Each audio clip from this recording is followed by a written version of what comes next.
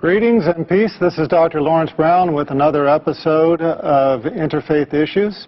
I'm coming to you today with a topic that might surprise a lot of you.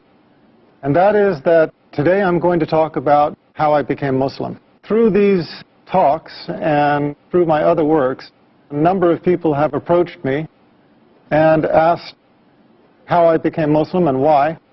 And if for no other reason than simply to tell the story once, answer everybody's questions, and let people know how I made this major change in my life and in my religion, I've decided to tell the story.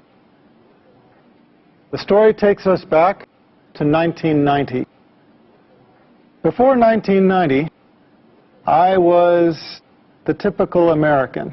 I basically subscribed to the philosophy that the person who died with the most toys wins. I had spent my life accumulating different things of this world, and that was the only thing that I knew. That was the only objective I knew in life. In 1990, my second daughter was born. I guess I wasn't listening the first time. When my first daughter was born, Christina, about 10 months before, she did something I had never seen any child do before, and that is that she was able to stand from the very first day of life. From the very first day, if I put her on her feet, she would stand upright by herself. Now, I'm a doctor. I'm a medical doctor. I understand that that is something that a newborn baby is not supposed to be able to do. But I didn't see it as a miracle. I saw it as something interesting, something charming about this child. But I guess I didn't get the message. I guess the message had to come to me twice, and the second time in a more dramatic way. So, 10 months later, in 1990, my second daughter, Hannah, was born. Now, Hannah was taken directly from the birthing room in the hospital to the neonatal intensive care unit. And at the time, I didn't know why. They did not tell me. I was a doctor working in the hospital. It was George Washington University Hospital, one of the most famous hospitals in the United States. That was the hospital where President Ronald Reagan went when he was shot. You cannot fault the medical care at that hospital. They had the highest medical care. So when I found out that my second daughter was blue, I was very concerned. I went and saw her in the intensive care unit.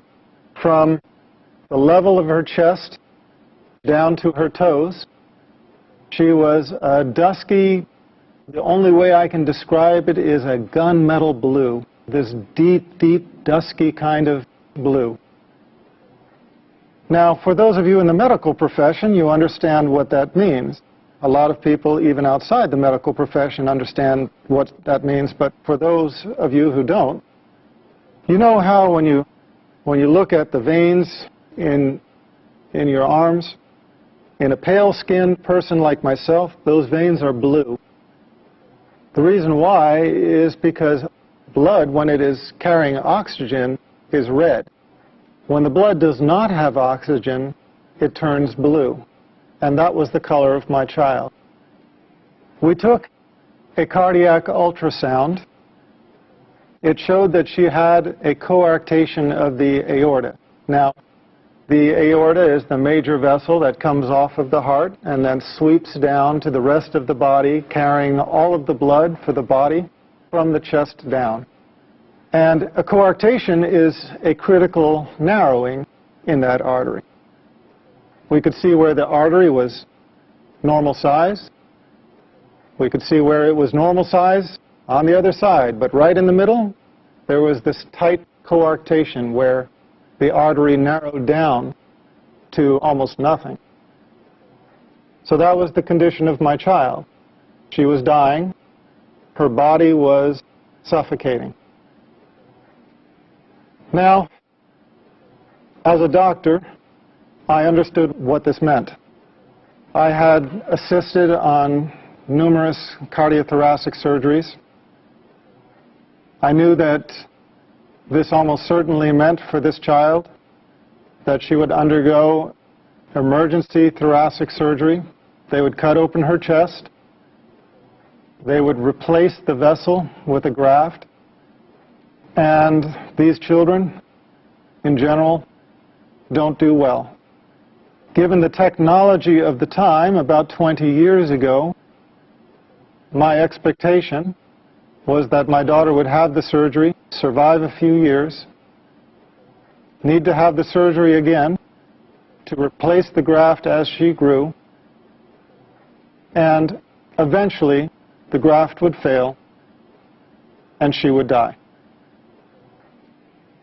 Now, that was my understanding at the time. That was the understanding of the intensivist, the doctor caring for my daughter at the time. So we were standing over this one-day-old baby, not even one-day-old baby, whose body was dying for lack of oxygen, and we were just watching her die. They called in a cardiothoracic surgeon from the Children's Hospital across town in Washington, D.C. When he came to see my daughter, I had to leave because I was emotional and I was not helping things. I was not helping them to do their job. I left the intensive care unit. I went down the hallway. Because it's an intensive care unit, there's a prayer room nearby. Now, I remember very clearly walking into that room and praying for the first time in my life with sincerity. And I remember it because I had never prayed with sincerity before. All of my life, I had been in charge. If there was anything that I needed, I knew how to go after it. If there was anything I wanted, I knew what I had to do to get it. I had never been in the position in my life where I faced a situation that I felt I couldn't handle it, where I knew that I was helpless. Now, a lot of people think that I came to Islam through Christianity. In a way, that's true, and I'll come to that. But at the time, it was not. I was never, at any time in my life, Christian. I used to be atheist. I was one of those who denied the existence of God. In fact, I tried to argue people away from believing in God. When I went into that prayer room, I remember one thing hit me right away, and that is that it was just a prayer room. There were no crosses, no crucifixes, no statues. There were no religious symbols at all.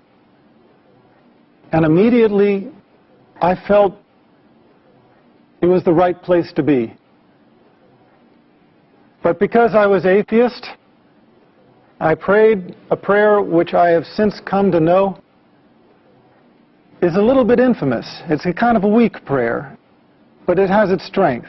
And that prayer is, "Oh God, if you are there." You have to remember, I had spent all of my life denying God, denying His existence. At that moment, I realized there was nothing I could do. There was nothing in my worldly power to help this child.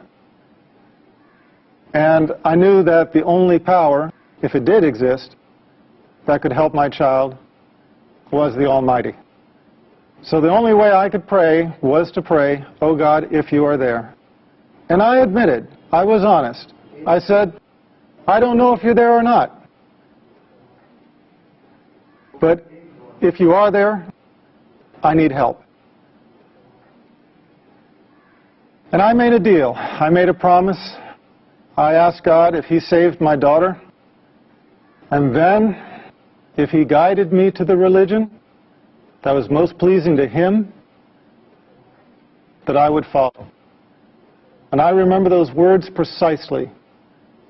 asking him to guide me to the religion that was most pleasing to him and promising to follow.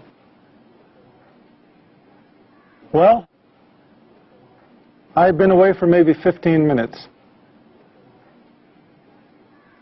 I walked back to the intensive care unit.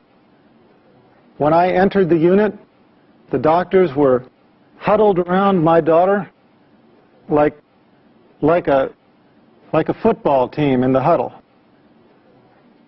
They were on the other side of the room at one end. When I walked in, they looked up at me, and I could see something had changed. When I walked up to them, the cardiothoracic surgeon just looked me in the eye and said she was going to be okay. The doctors around me did not understand it. He went on to give an explanation. He started talking about a patent ductus arteriosus and how he explained the fact that my daughter was going to be okay. And I looked around at the other doctors' faces, and I realized that I was not the only one that did not buy that explanation. And I realized that although that explanation worked for him, it just simply didn't work for me. I had prayed with sincerity for the first time in my life, and I could only believe that this was the hand of my Creator. We took an ultrasound before that showed this life-limiting condition. We took an ultrasound after, and she was completely stone-cold normal. She never had surgery. She never had medicine. She just went to becoming a completely normal child. As a matter of fact, she entered college this year. When I saw this miracle, I realized I had made a promise. And I realized that if I did not fulfill that promise, I would be blameworthy. So I started searching. I had promised my Creator that if He would guide me to the religion most pleasing to Him, that I would follow. And the last thing I wanted was to die with that promise being unfulfilled. I would love to continue and finish the story all in one go, but we have an obligation to our sponsors, and so I ask you to be patient, bear with us. We're going to break for a few minutes. We'll be right back. Welcome back. This is Dr. Lawrence Brown again, speaking on the subject of my conversion to Islam. And I will just continue the story that I started, telling how and why I became Muslim. So, I started reading scriptures of a variety of religions. I studied Buddhism, Taoism, Shintoism, read into the Bhagavad Gita, started studying Hinduism, worked my way around to Judaism, Christianity, started working myself up the ladder of the revealed monotheistic religions. With each religion I encountered, I basically just came to the conclusion that, well, no, that's not it. It didn't take me long to decide against Buddhism, against Taoism, against Hinduism. That's why I ended up studying Judaism. When I studied Judaism, I felt, okay, now, here there is some truth, but there are also some things that I did not believe. I found inconsistencies in the Old Testament, which we'll talk about in another show, inshallah. I found the prediction of 3 prophets to follow, and that obviously raised the question, well, if those prophets do not count as John the Baptist and Jesus Christ as the first 2 of those 3, who else could it be? So I moved on to Christianity. As I studied Christianity, I just was looking for the answer anywhere I could find it. I studied with the Southern Baptists, the Quakers, the Greek Orthodox, the Roman Catholics, Mormons, Seventh-day Adventists, my head is kind of swimming with all of the sects of Christianity that I approached for longer or shorter periods of time. And in the end, I could never get my answers. I would go to the priests having actually done something that very few Christians, in my experience, really do, and that is reading the Bible and questioning aspects of it. Now, please understand, I don't mean this to put down anybody out there. I don't mean this as a criticism to Christians who hold on to their faith, but I just mean to say that most Christians accept their faith unconditionally without really analyzing it. I found Jesus Christ calling himself the Son of Man, so I wanted the priest to tell me, why do Christians call him the Son of God if he called himself the Son of Man? I found Jesus Christ in 3 places asked, what is the most important commandment? And he said, "Know, O Israel, your God is one God." And I couldn't find the Trinity anywhere. I said, well, if the Trinity is not in the Bible, why are people teaching it? Why are people believing it? Why are people following it? Why are people professing it? And they said, well, it's First Epistle of John, chapter 5, verse 7. And I found out that that's a forgery.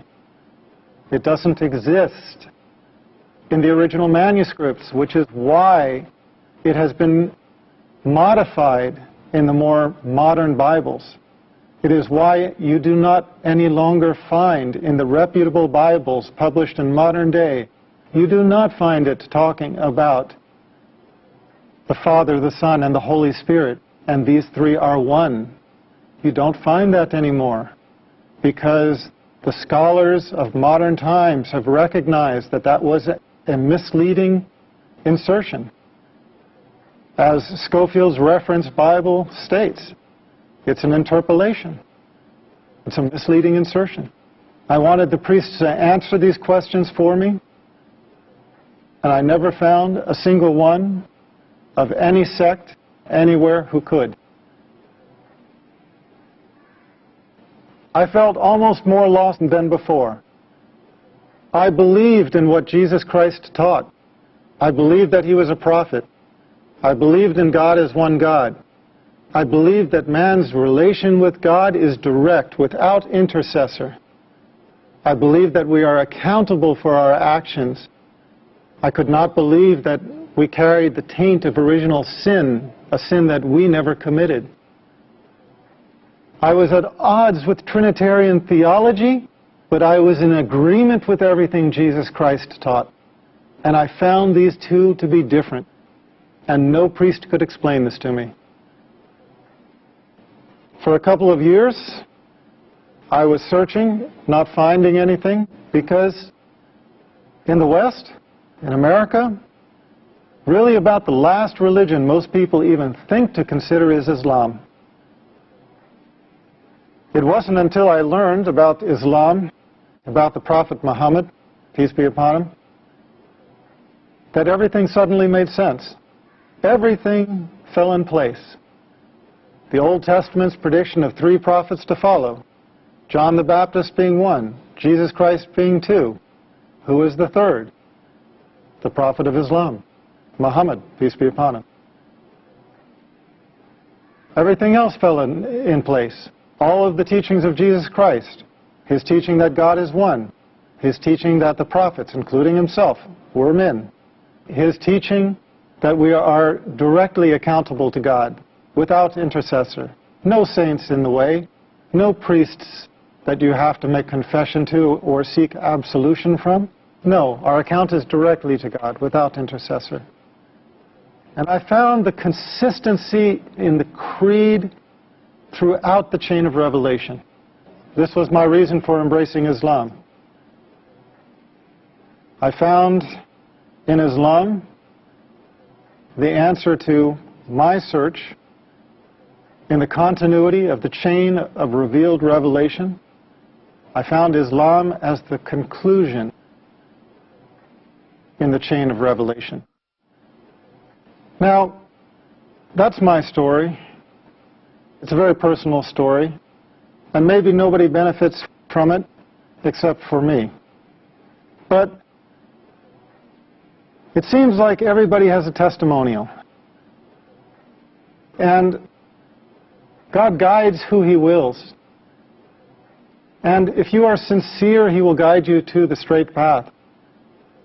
But if you have some disease in your heart, if you have some insincerity, if you have some desire for the world where you do not put God as your priority, you can easily fall into this trap. You start out thanking God and you end up directing your worship to an element of His creation, worshiping the creation instead of the Creator. A few years later, as a doctor, I had a patient who had a son who was born with a lethal heart problem. It looked like he was going to die. She prayed to God. She asked for God to save her child, and she promised. Her child got better, the same as mine had. You know what? She didn't keep her promise. She went back on it. And I guess that kind of concludes my story, because when I saw that, I realized that I didn't become Muslim because I'm so smart, because I figured it out, whereas somebody else maybe didn't. No. Here was this woman in the exact same situation. She was praying for the salvation of her child with a lethal heart defect, just as I had had a child with a lethal heart defect. And what was the difference between the two of us? The difference was simply that Allah guided me to Islam and made me sincere. And for whatever reason, she did not. She failed in her test. If there was one message I would send to the audience, it is just this. We come to the religion of truth not on our own, except as we ask for it. Allah guides those who He wills. Pray to Allah by whatever name you know Him. Pray to the Creator with sincerity.